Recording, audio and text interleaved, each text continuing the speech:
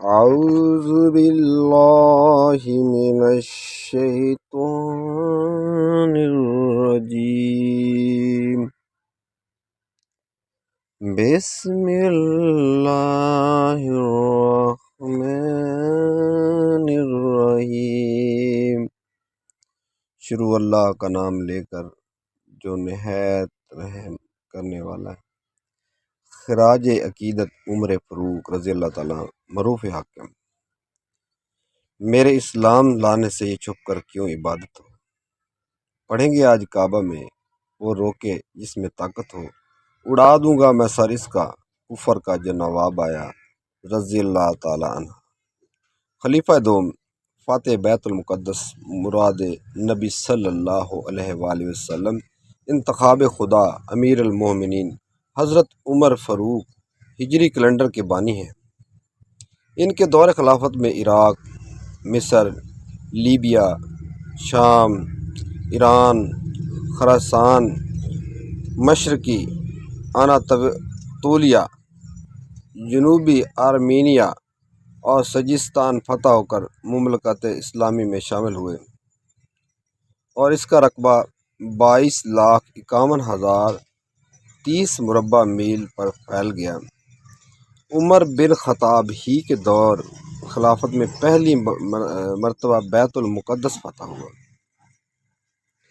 حضرت عمر رضی اللہ تعالی عنہ ہجرت نبی صلی اللہ علیہ وآلہ وسلم سے 40 برس قبل پیدا ہوئے۔ ایام طفولیت کے حالات پردہ خفا میں ہیں، بلکہ سن رشد کے حالات بھی بہت کم معلوم ہیں۔ شباب کا آغاز ہوا تو ان شریفانہ مشغلوں میں مشغول ہوئے جو شرفائے عرب میں عموماً رائج تھے، یعنی نسب دانی، سپہ گری، پہلوانی اور خطابت میں مہارت پیدا کی، خصوصاً شاہ سواری میں کمال حاصل کیا۔ اسی زمانہ میں انہوں نے لکھنا پڑھنا بھی سیکھ لیا تھا۔ چنانچہ زمانہ جاہلیت میں جو لوگ لکھنا پڑھنا جانتے تھے، ان میں ایک حضرت عمر رضی اللہ عنہ بھی تھے۔ نبوت کا تاج گل کرنے گھر سے نکلے تو راستے میں کسی نے کہا اپنی بہن کی خیریت دریافت کریں، جس چراغ کو بجھانے جا رہے ہو اس کی روشنی تمہارے گھر تک پہنچ گئی ہے۔ واپس پلٹے بہن اور بہنوئی سے پیغام خدا سن کر آپے سے بہر ہو گئے اور خوب مارا پیٹا۔ بہن نے کہا مارتا ہے تو مار لے، لیکن اب اسلام کو دل سے نہیں نکال سکتا۔ یہ بات سن کر ہاتھ رک گیا اور آرزو لاحق ہوئی کہ نسخہ کیمیا دیکھوں۔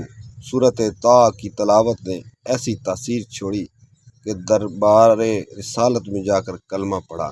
صحابہ کرام نے نعرہ تکبیر کے صدائیں بلند کی۔ نماز کا وقت ہوا تو کہنے لگے آج نماز کعبے کے سایہ میں ادا ہوگی، خطاب کا بیٹا چوکیداری کرے گا۔ ہجرت کا وقت آیا تو کہنے لگا آج عمر ہجرت کر رہا ہے۔ جس نے ماں کا دودھ پیا ہے عمر کا راستہ روکے، لیکن کوئی سامنے نہ آیا۔ جس راستے پر چلتے شیطان راستہ چھوڑ دیتا تھا، میرے آقا صلی اللہ علیہ وسلم نے فرمایا اگر میرے بعد کوئی نبی ہوتا وہ عمر ہوتا۔ ایک بار نہیں بلکہ 22 مرتبہ منشائے عمر پر قرآن اترا۔ راتوں کو جاگ کر گشت کرتے، رعایا کی خبر گیری لیتے۔ ایک بار مدینے میں زلزلہ آیا تو آپ نے دورہ زمین پر مارا، کہا کہ اے زمین کیا عمر نے تجھ پر انصاف نہیں کیا؟ زلزلہ رک گیا۔ دریائے نیل کے نام خط لکھا، چلتا ہے تو چل ورنہ تیری ضرورت ہمیں نہیں۔ وہ دریا آج تک جاری ہے۔ حجر اسود کو استلام کرنے لگے تو فرمایا مجھے معلوم ہے تو صرف پتھر ہے، نہ کسی کو نفع دے سکتا ہے نہ نقصان۔ میں تجھے اس لیے چوم رہا ہوں کہ میں اپنے محبوب آقا صلی اللہ علیہ وسلم کو چومتے دیکھا تھا۔ ایک بار ممبر پر بیٹھ کر کہا یا ساری الجبل۔ صحابہ کرام نے پوچھا یہ خطبہ کے دوران کیا کہہ رہے تھے؟ فرمایا فلاں جگہ میرا لشکر کو پسپائی ہو رہی تھی، اس کو حکم دیا کہ پہاڑ کی سمت کو لازم پکڑو، شکست فتح میں بدل گئی۔ ایک بار گشت کر رہے تھے، گھر کے اندر سے آواز آئی دودھ میں پانی ملا دو۔ بیٹی نے کہا عمر کا حکم ہے کہ پانی نہیں ملانا۔ بڑی عورت نے کہا عمر کہاں دیکھ رہا ہے؟ اس لڑکی نے کہا عمر کا خدا تو جاگ رہا ہے۔ سبحان اللہ۔ صبح اس لڑکی کے خدا خوفی دیکھ کر رشتہ مانگ لیا، اپنی شہادت کی دعا کرتے اور مدینہ میں مرنے کی چاہت کرتے۔